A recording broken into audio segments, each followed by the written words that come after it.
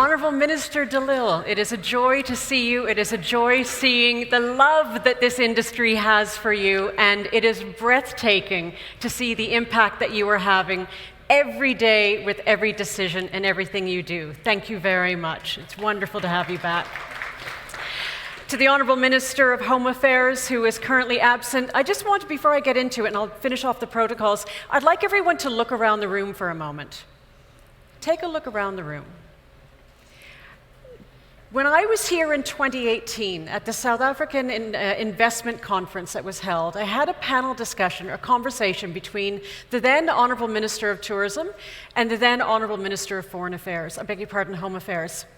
And I'll never forget, because I posted a photograph on Twitter, and I was openly criticized for having those two gentlemen standing side by side, because that was a time when there were issues around birth certificates, visas, etc.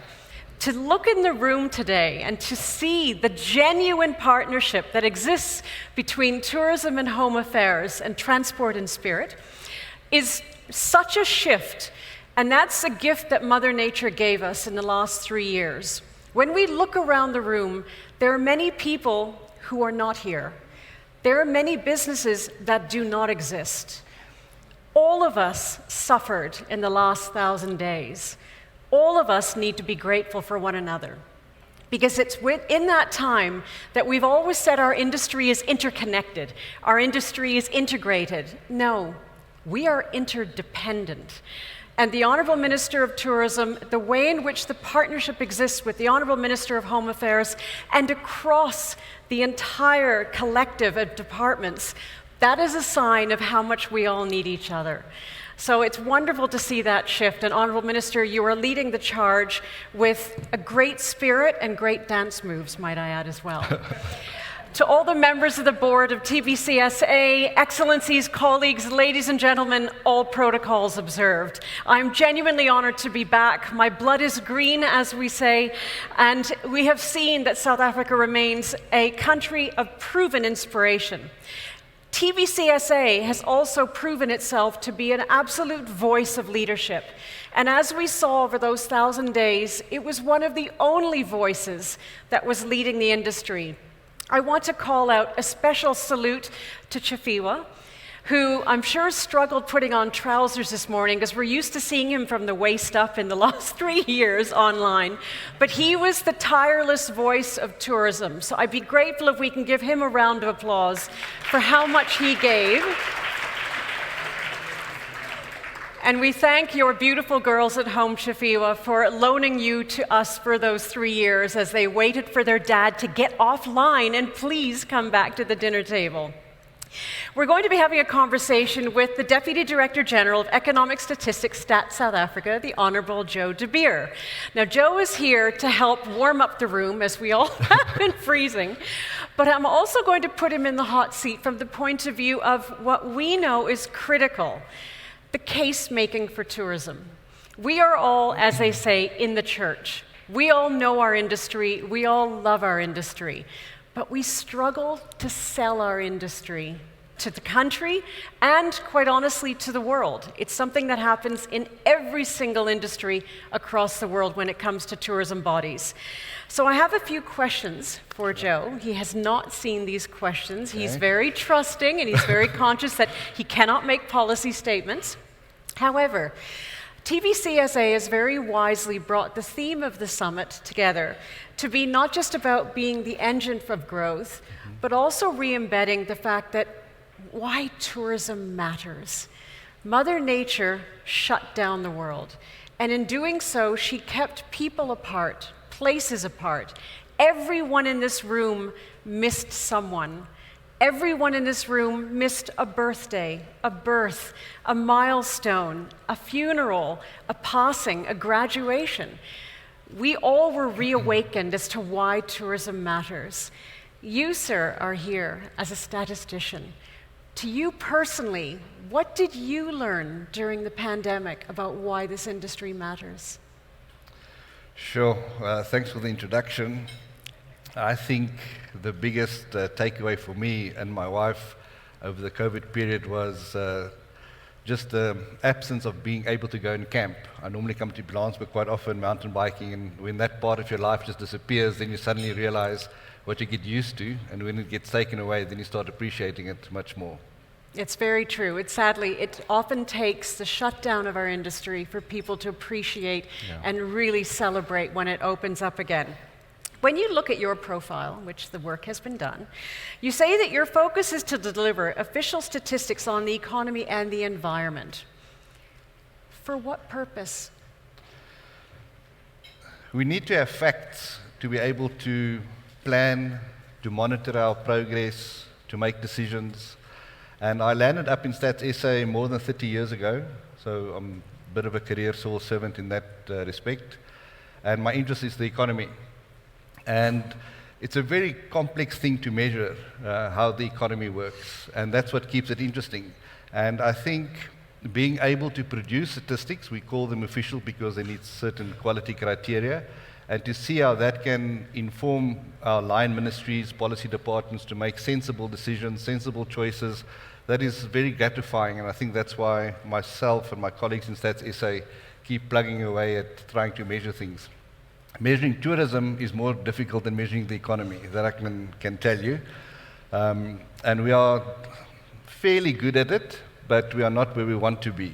And we might touch a little bit on where I think we are lacking in tourism statistics a bit later. Brilliant. I love the fact that you mentioned you've been in stats for 30 years, because as you would have seen in the 30 years, especially in the last 5, data has become critical, and especially when people talk about metadata. So it's quite nice that people that work in data, technically you've evolved from being a geek to one of the sexiest parts of the industry. So that's quite a transformation, I have to say.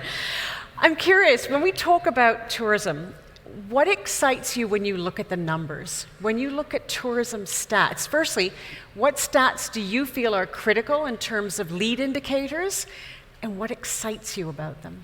I think when you look at statistics from a user perspective, you want to have a broad range of statistics. In some sense, you want what we can call structural statistics. You want to understand the nature of the beast.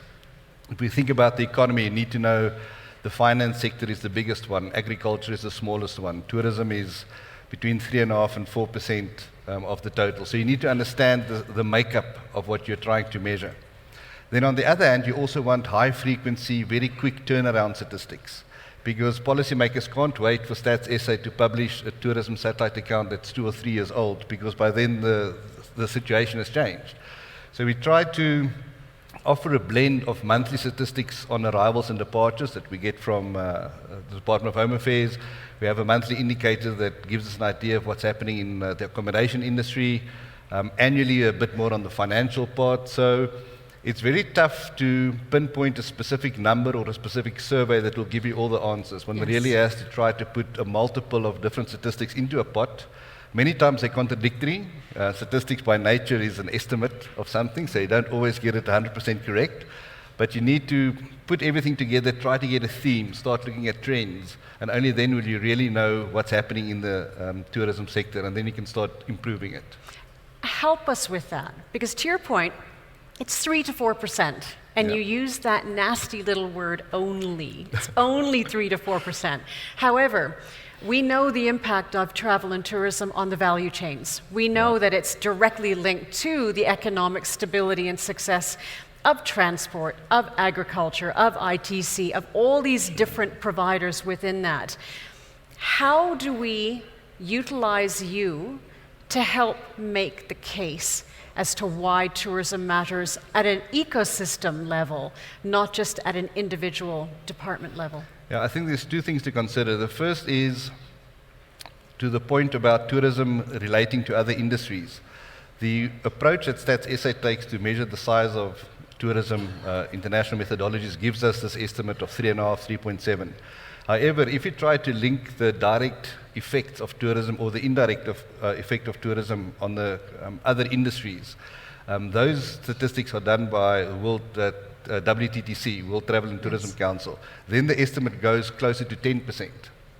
But now, we choose to only focus on the direct size, because if all industries do the broader approach, Think about agriculture. We often have discussions about agro-processing. Then they pull in some manufacturing bits into the agriculture industry, or vehicle sales, all the buckies goes into agriculture.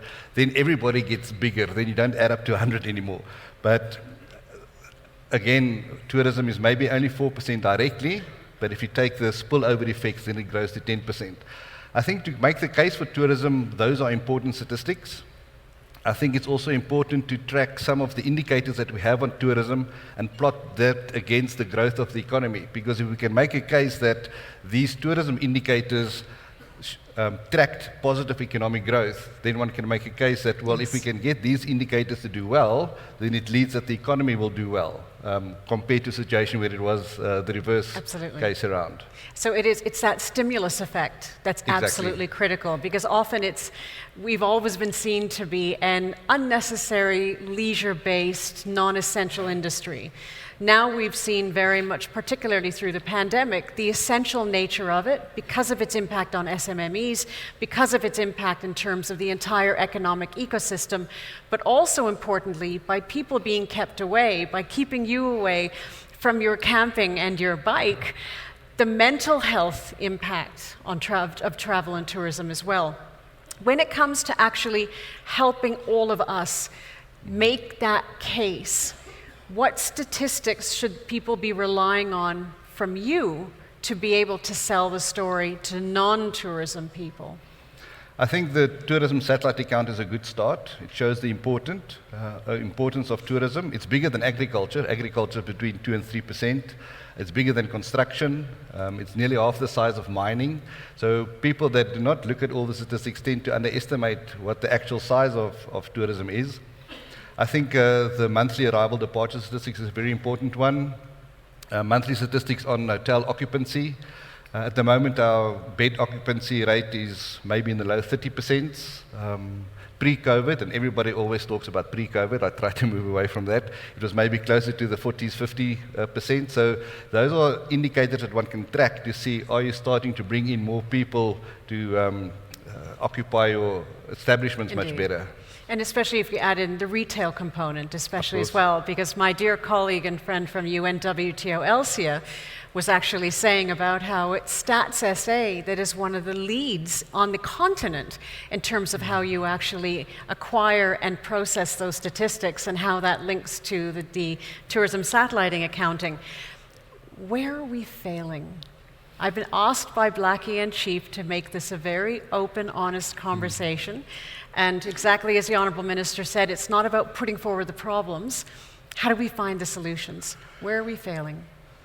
If you want to express an opinion on the quality of statistics, there's different dimensions. You can get accuracy, reliability, responsiveness, all these things. But one of those 8 elements that we identify is the time lag between when you publish it and when the actual event occurred. At the moment, our TSAs are too old. The last TSA we published covered 2020. So at the moment, industry is going in a bit blind because we don't have a more recent TSA. I've got many reasons that we don't need to discuss, but COVID didn't make it easy to collect information from people, let me guarantee you that. We should publish the 2021 version very early in the next calendar year. And then the challenge for us will be to see how can we, even if it's in a more preliminary draft type of format, increase or decrease the time lag between when something happens and when we're able to publish it. I was invited to the Tourism Indaba earlier this year. We did a presentation to the Minister and the MECs, and there was a clear call for having sub-national ideas of tourism. Later in September, we will publish our StatsSA estimates of the economic growth for the 9 provinces. But people will now immediately say, but what is tourism? If tourism on a national level is 3.7%, what is tourism in the Western Cape or in Northwest? And we will need to try to think of innovative ways to estimate the contribution on a provincial level.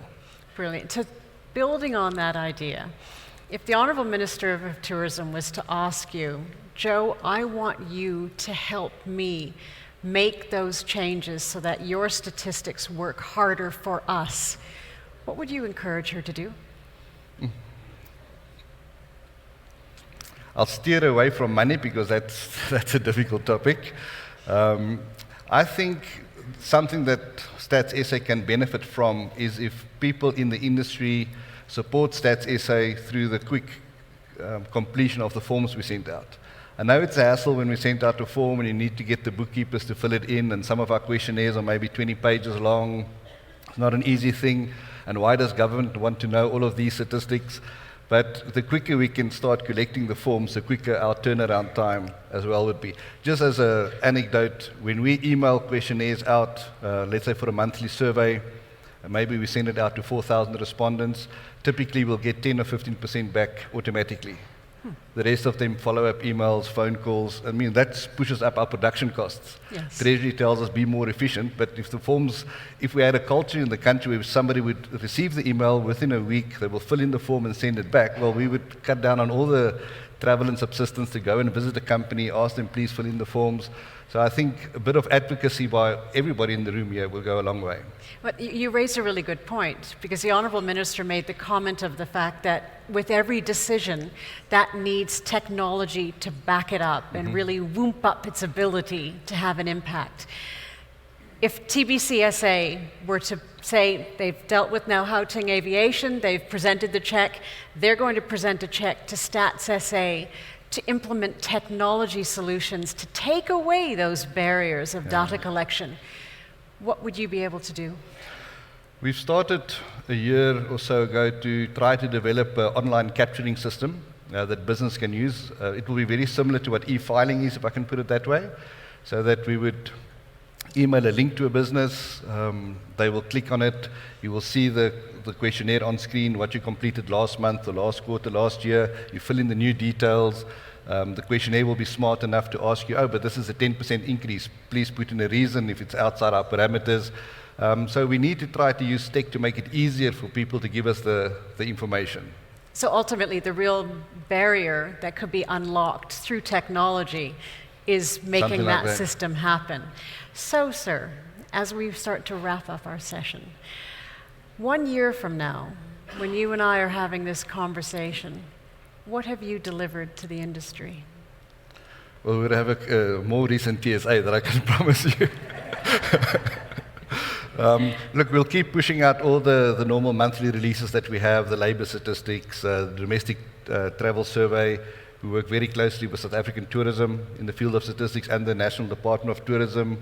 We work well with UNWGO. So for the pledge that we can make is, as the official stats agency for the country, we need to make sure that the statistics we push out remain credible, reliable, useful, and we need to be open to all of the users in the room to say, we don't really understand this number, or where did this come from? How can we try to improve it? What would be the priority? If the minister or somebody gave us the 5 million rand, it's not for me to decide what I will do with it, because statistics shouldn't be supply-driven, it must be demand-driven. So we will have to ask people, well, what is it that you want first? Because everybody will have a shopping list, and we'll need to get the user of statistics to help us decide which is the best one to do next. Indeed. And based on that, if we were now to flip this, so a year from now, you are presenting to StatsSA on behalf of the Ministry of Tourism the check and the brief. What do you believe would be an effective brief to effectively acquire and apply tourism statistics to help make the case for tourism? Yeah, I think one needs to keep emphasizing the positive contribution. The country's three main problems still remain the inequality, unemployment, and poverty. So we need to push ourselves towards economic growth that can also create the jobs, which means you should go more for labor-intensive industries and capital-intensive industries. And I think that is maybe also an area that tourism can push. You can also find tourism in rural areas where job creation is very difficult. I mean, agriculture can create jobs where there's fertile land. A mine needs where the deposits are. But tourism, you can try to roll it out nearly anywhere. And that's something that tourism can offer that the other industries can't always do. Indeed, and a particularly important part, that's something that the UNWTO emphasizes, it keeps families together. Yeah. It keeps families intact because it has the ability to penetrate those rural areas. Now, you came here with a desire to, like the Honourable Minister of Home Affairs, educate people around the value of your contribution, what would be your message in 30 seconds? I think you need to make sure you use statistics. I was very happy to see that the statistic discussion made day one in the morning session nonetheless of a conference like this. It shows me that the industry takes statistics seriously. So please keep doing that, but also keep us on our toes. If we publish something that warrants further discussion, please come to us. We're not the tourism experts, we are statisticians or economists, but you are on the ground, you're closer to your businesses, you see what is happening. If that's not what you are seeing in the statistics, we need to start talking about it. If I don't hear about it, I'm going to think everybody thinks it's hunky-dory, but please, the door is open. Indeed, and exactly what the Honourable Minister said this morning, accountability is vital. Yes. It is absolutely vital. You are the mirror of our industry's ability to succeed or fail. 1 year from now, what would you hope to see from TBCSA in the industry in terms of their usage of statistics? What shift? I think the statistics are already being very well used, so I don't think there's a need for a big paradigm shift. I think everybody takes statistics seriously enough. Hopefully we'll have something else to offer, whether it's just quicker statistics or a little bit more granular statistics, but I think that is where we need to keep pushing each other so that we can improve. Is this an invitation from you for training to the tourism community about statistics and its use? Oh, we are always happy. We often have workshops to maybe financial journalists that are fairly new in the field. They will come to our offices. We'll take them through some of our releases to say, well, this is what GDP means, this is what nominal prices mean, this is what constant mean. So if anybody wants to engage us on a better understanding of any of our surveys, feel free to contact me and we'll set up a session. Or technically, through the TBCSA website, we could create a link to be able to connect to StatsSA, what everything means, how it pulls together, how to make the case. Brilliant. So as our time is up, I thank you for the commitment that was made. I'm counting on Blackie and Chief having captured that, so a year from now we can call you back and we can thank you for being our very sexy statistics geek at StatsSA. Thank you very much. Ladies and gentlemen, Joe De Beer. Thank you. Thank you very much. Appreciate it. Thank you.